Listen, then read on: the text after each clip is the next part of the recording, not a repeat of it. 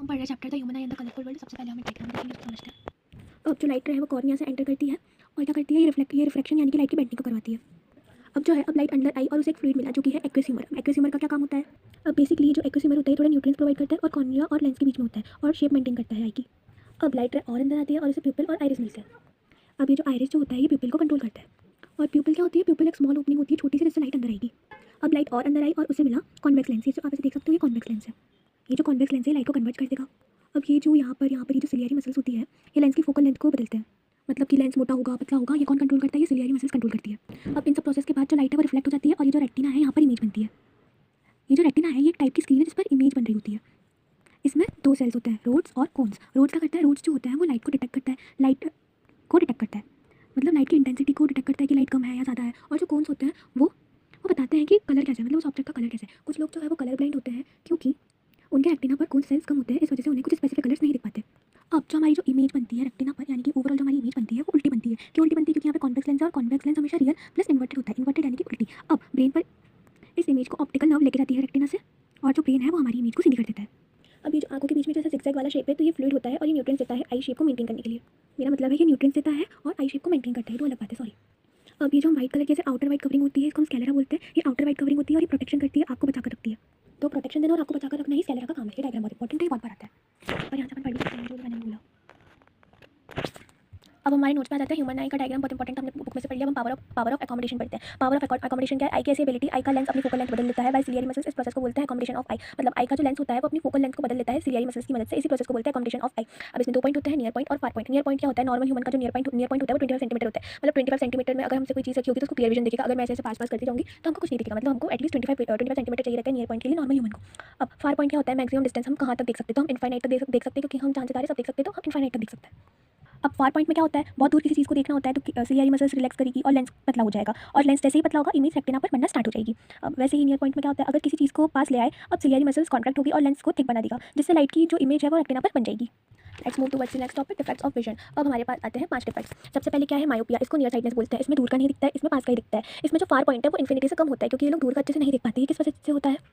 Excessive curvature of eye lens, मतलब eye lens बहुत ज़्यादा कर्वेचर में आ जाता है जिससे इमेज रेटिना पर बनती है, मतलब रेटिना पे नहीं बन पाती है। या मतलब नॉर्मल में जो इमेज होती है वो रेटिना पर बनती है, पर इस केस में क्या होता है? इमेज रेटिना पर नहीं बनती, रेटिना से पहले बन जाती है। मतलब अगर कोई इमेज यहाँ बन रही होती है तो रेटिना के पहले वो यहीं बन जाती है।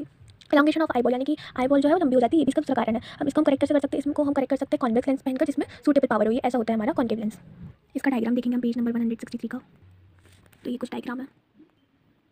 अब हम पढ़ेंगे हाइपरमेट्रोपिया। इसको फार साइडनेस बोलते हैं। इसमें जो है पास का नहीं दिखता है, दूर का दिखता है, और ये किस वजह से होता है? Focal length of eye lens is too long, यानी कि फोकल लेंथ लंबी होती है, तो जिसकी वजह से जो इमेज रेटिना पर जो बन रही होती है वो उसके पीछे बनती है। मतलब फॉर एग्जांपल कोई इमेज अगर यहाँ बन रही होती है तो रेटिना के पीछे वो यहाँ जाके बनती है। इसका एक और कारण भी है, आईबॉल इज टू स्मॉल, हमारी आईबॉल बहुत ज़्यादा छोटी हो जाती है। इसका करेक्शन क्या है? इसमें हम कॉन्वेक्स लेंस पहन सकते हैं एप्रोप्रिएट पावर के, कॉन्वेक्स लेंस ऐसा होता है।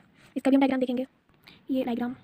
अब हम तीसरे डिफेक्ट पे आ जाते हैं, विच इज प्रेसबायोपिया। तो ये जो होता है ये यूजुअली ओल्ड एज में होता है। इसमें हमको ना ही पास का दिखता है ना ही दूर का दिखता है। इसकी वजह क्या होती है? वीकनिंग ऑफ सिलियरी मसल्स, यानी कि सिलियरी मसल्स वीक होने पर वो अपनी पावर को बदल नहीं पाते, यानी कि लेंस को मोटा पतला नहीं कर पाते। इसका करेक्शन क्या है? Bifocal lens. इसमें कॉन्केव और कॉन्वेक्स लेंस दोनों होता है, तो बायफोकल लेंस करेक्शन है प्रेसबायोपिया का। प्रेसबायोपिया नहीं दूर का दिखता है ना ही पास का दिखता है। फिर है फोर्थ डिफेक्ट एस्टिग्मेटिज्म। इसमें क्या होता है? इसमें हम हॉरिजॉन्टल और वर्टिकल लाइंस को एक तरीके से नहीं देख पाते, मतलब हम अच्छे से उन पर फोकस नहीं कर पाते साथ में। मतलब यहाँ पे लिखा we can not focus on both horizontal and vertical lines simultaneously. इसका सॉल्यूशन क्या है? सिलेंड्रिकल लेंस पहनने पर ये चीज़ों पे कॉन्सेंट्रेट कर पाती है। सिलेंड्रिकल लेंस जो होती है वो चीज़ों पे कॉन्सेंट्रेट कर पाती है। उसके बाद आता है हमारा fifth defect, which is cataract. इसको हिंदी में मोतियाबिंद भी होती है, मोतियाबिंद भी बोलते हैं। इसमें क्या होता है? लेंस क्लाउडी हो जाते हैं, यानी कि उनके ऊपर प्रोटीन जम जाता है। मतलब हमारे नॉर्मल लेंस ऐसे होते हैं, लेकिन जिनको कैटरेक्ट होता है उनके ऐसे वो क्लाउडी हो जाते हैं। इसका कॉज क्या होता है? ये बेसिकली जो है ये यूजुअली एज रिलेटेड होते हैं और आई मसल्स की वीकनिंग पर होते हैं। इसमें लाइट पूरी तरीके से पास नहीं कर पाती। इसका एक ही ट्रीटमेंट सर्जरी करवानी पड़ती है। Move towards the next topic, और अब हम समझते हैं कि हमारी जो आँख है वो सामने ही क्यों है। तो advantages of having eyes in front of the faces, ये वाइडर फील्ड ऑफ व्यू देती है। मतलब जैसे हम सामने देखते हैं तो हमको वाइडर फील्ड मिलता है व्यू का, हमको 3 डायमेंशन व्यू मिलता है। तो यही कुछ पॉइंट्स है जिस वजह से हमारी आंखें जो होती है वो सामने होती है। अब नेक्स्ट टॉपिक में विजिबल रेस वेवलेंथ, मतलब कि बहुत सारी एटमॉस्फेयर में ऐसी वेवलेंथ होती है कि जो हमको नहीं दिख पाती है। तो जो हमको दिखती है वो क्यों दिख पाती है? क्योंकि उनका जो वो होती है पावर, वो होती है 380 to 700 10 to the power 9 metre, ये नैनोमीटर। ये जो है अगर इसके बीच में अगर कोई चीज़ होगी, कोई वेवलेंथ होगी, तो ही हमको दिख पाएगी। अब हम जो है वो प्रिज्म का डायग्राम समझते हैं। यहाँ पर दो बार रिफ्लेक्शन होता है। कैसे? ये प्रिज्म है, यहाँ पे लाइट आई, रेयर मीडियम है, डेंसर मीडियम है। तो फर्स्टली क्या हुआ? जो लाइट है वो रेयर से डेंसर की टुवर्ड्स गई, यानी कि आर डी शर्मा को नॉर्मल पसंद है। उसके बाद वापस लाइट ट्रैवल करती गई और अब ये जो डेंसर मीडियम में जो लाइट है ये रेयर से गई, यानी कि अवे फ्रॉम नॉर्मल, मतलब डॉक्टर को नॉर्मल नहीं पसंद है। ये जो प्रिज्म होता है इसका यूजुअली जो ये एंगल होता है 60 डिग्री होता है ऑलमोस्ट हमेशा। अब ये जो ई होता है एंगल ऑफ इमरजेंसी, वो होता है जिस एंगल से लाइट बाहर जाती है। अब फोकस। अब ये जो डी है इसको हम बोलते हैं एंगल ऑफ इमरजेंस, यानी कि ये इंसिडेंट रे और इमरजेंट रे के बीच में होता है। अगर बीच में जो प्रिज्म है, अगर ये बीच में प्रिज्म नहीं आया होता तो जिस रास्ते पे लाइट जा सकती थी वो अपने रास्ते से डेविएट हो गई। मतलब अगर ये प्रिज्म नहीं आता तो लाइट ऐसी जाती रहती, पर प्रिज्म आ गया तो लाइट ऐसी चली गई। अगर प्रिज्म नहीं आता तो लाइट ऐसी चल जाती। तो इसी एंगल को बोलते हैं एंगल ऑफ डेविएशन। ये यहाँ पर होता है। ये इंसिडेंट रे और इमरजेंट रे के बीच में होता है। अब हम पढ़ेंगे dispersion of light. Splitting of lights in 7 colour is known as dispersion of light, मतलब लाइट का 7 कलर में टूट जाना, उसी को डिस्पर्शन ऑफ लाइट बोलते हैं।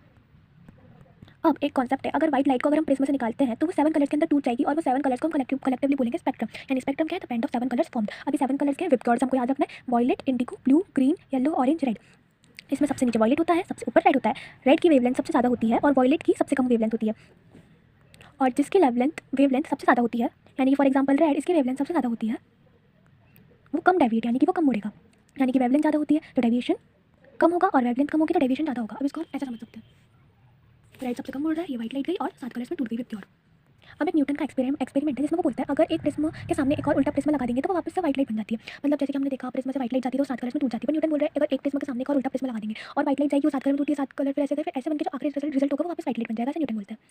अब हम पढ़ते हैं नेचुरल स्पेक्ट्रम ऑफ रेनबो का। हम समझते हैं कि रेनबो कैसे फॉर्म होता है। तो ये जो रेन ड्रॉप है ये प्रिज्म की तरह एक्ट करती है, सनलाइट या वाइट लाइट इस रेन ड्रॉप पर आई तो यहाँ पर डिस्पर्शन हुआ, यानी कि लाइट जो है वो 7 कलर्स में टूट गई, उस वजह से यहाँ पर रिफ्लेक्शन हुआ। फिर जब लाइट ने ट्रैवल किया तो यहाँ पर रिफ्लेक्शन हुआ और फिर हमको रेनबो दिख जाते हैं। डायग्राम बहुत इंपॉर्टेंट है, इसको अच्छे से देखना। और रेनबो तभी फॉर्म होता है जब एनवायरमेंट में पानी की वाटर ड्रॉपलेट्स हो, यानी कि सस्पेंडेड वाटर ड्रॉपलेट्स हो। अगर ये नहीं होगा तो रेनबो भी नहीं बनेगा। रेनबो हमेशा सन की अपोजिट साइड बनेगा। फॉर एग्जाम्पल सन यहाँ है तो रेनबो की अपोजिट डायरेक्शन में बनेगा। अब हम पढ़ते हैं एटमॉस्फेरिक रिफ्रैक्शन क्या होता है। तो बेसिकली कोई सी लाइट आती है, जैसे कि ये कोई लाइट आई हमारी अर्थ है, तो कोई लाइट आई तो वो रिफ्रैक्शन करेगी क्योंकि अर्थ पे बहुत सारे ऑब्जेक्ट्स हैं, तो बस कोई एटमॉस्फेरिक रिफ्रैक्शन बोलते हैं। अब इसमें 2-3 कंडीशन होती है जिसमें हमको पहले बोलते हैं कि स्टार्स ट्विंकल जो करते हैं, वाई स्टार्स ट्विंकल। तो स्टार्स जो होते हैं वो हमसे बहुत ही दूर होते हैं, तो स्टार्स में जो लाइट आती है उसमें एटमॉस्फेरिक रिफ्रैक्शन होता है, जिस वजह से हमें लगता है कि स्टार्स ट्विंकल हो रहे हैं। देखो यहाँ पर लिखा भी है, स्टार बहुत दूर होते हैं तो स्टार में से जो लाइट आती है उसमें एटमॉस्फेरिक रिफ्रैक्शन होता है, जिस वजह से हमें लगता है कि स्टार ट्विंकल हो रहा है। अब इसमें हमारा एक एग्जांपल भी है, जैसे कि हम लोग यहाँ पर खड़े हुए हैं, एक्चुअली जो स्टार है वो यहाँ पर है, स्टार की लाइट रिफ्रैक्ट होकर हम तक पहुँच रही है, मतलब एक्चुअली में स्टार यहाँ तक है, स्टार की लाइट ऐसे ऐसे रिफ्रैक्ट होकर हम तक पहुँची, तो हमको क्या लग रहा है कि स्टार यहाँ पर है। ऐसे ही अब एक दूसरी चीज़ है advance sunrise and delayed sunset. इसमें क्या होता है, एक्चुअल सनराइज़ के 2 मिनट पहले ही हम सनराइज़ या सनसेट देख लेते हैं। ये सन की एक्चुअल पोजीशन होती है, ये सन की लाइट रिफ्लेक्ट होकर हमारी अर्थ तक पहुंचती है और हमको लगता है कि सन उग चुका है, हमको लगता है कि सन यहाँ पर है, तो अपेरेंट पोजीशन मतलब सन यहाँ पर होता है पर हमको यहाँ दिखता है। और ऐसा सेम सनसेट के साथ भी होता है। अब एक और क्वेश्चन आता है कि जब अगर स्टार्स ट्विंकल, अब हम पढ़ेंगे थर्ड कॉन्सेप्ट्स को, वाइट प्लैनेट्स डोंट ट्विंकल, मतलब स्टार्स की तरह जो होते हैं वो प्लैनेट्स ट्विंकल क्यों नहीं करते, क्योंकि planets are not that too, जबकि स्टार्स जो होते हैं वो बहुत ज़्यादा दूर होते हैं, जिस वजह से स्टार्स में जो होता है वो बहुत ज़्यादा रिफ्लेक्शन होता है।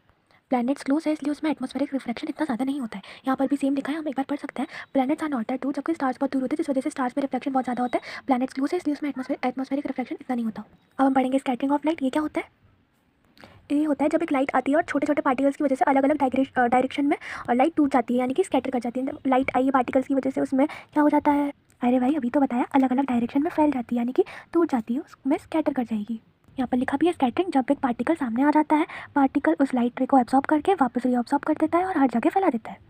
ऐसे हम एक और कॉन्सेप्ट को पढ़ते हैं जिसमें सूरज जब उगता है तो रेड दिखता है और स्काई ब्लू दिखता है। क्योंकि ऐसा क्यों? क्योंकि वाइट लाइट हमारी अर्थ पर आई, जैसे ही हमारे एनवायरमेंट में घुसी तो स्कैटरिंग ऑफ लाइट होने लग जाएगी, यानी कि टूटने लग जाएगी अलग अलग डायरेक्शन में। तो सबसे पहले कौन स्कैटर होगा? जो सबसे कमज़ोर होगा, सबसे कमज़ोर वो जिसकी वेवलेंथ सबसे कम। तो यहाँ पे विपक्योर में देखते हैं ये सबसे कमज़ोर वॉयलेट इंडिगो ब्लू, तो ये कलर स्कैटर कर जाते हैं और पूरी जगह फैल जाते हैं, इस वजह से स्काई ब्लू कलर का दिखता है, क्योंकि violet indigo blue are the shades of blue only. But वहीं सनराइज या सनसेट में जो स्काई है वो रेड दिखता है। क्योंकि ऐसा क्यों होता है? क्योंकि सनराइज या सनसेट के वक्त, फॉर एग्जाम्पल सन यहाँ पर है, अब यहाँ जो ब्लू कलर है वो तो ऑलरेडी स्कैटर ही था, तो लाइट को जो है वो बहुत दूर तक ट्रैवल करके आना होता है, इस वजह से जो रेड कलर होता है वो यहाँ आकर स्कैटर करना चालू कर देता है, इसलिए जो स्काई है वो रेड दिखता है सनराइज या सनसेट में। एक बार अपन इसको पॉज करके भी पढ़ सकते हैं। उसके बाद last topic of the chapter Tyndall effect. ये क्या होता है? मिक्सचर, यानी कि एक कॉलॉइडल सॉल्यूशन में से जब लाइट डालने पर लाइट का पाथ दिखता है, उसको ही हम टिंडल इफेक्ट बोलते हैं। यहाँ पे 3 पॉइंट्स भी लिखे हैं, उसको हम रीड कर लेते हैं। Light scatters when it strikes particles in a colloid making the light path visible, seen in sunlight passing through mist और dense forest canopy, small particles scatter blue light, while large particles scatter red light. इन सबको हमको अच्छे से पढ़ लेना है। तो यहाँ होता है हमारा चैप्टर ओवर।